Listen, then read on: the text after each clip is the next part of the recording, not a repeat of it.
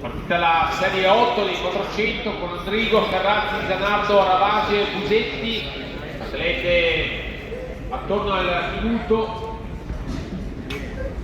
netto, e dunque vediamo se riusciremo a scendere sotto il minuto per queste atlete. Il miglior tempo di presentazione 59,67 di Giulia Ravasio. Dai Marta.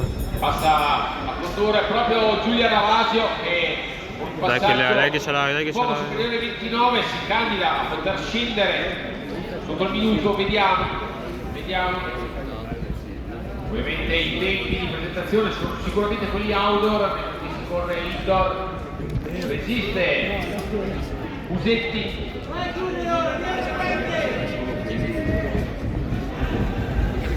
Bravo il numero 61, Atletica Bergamo, Giulia Ravasio, che va ad aggiudicarsi la serie.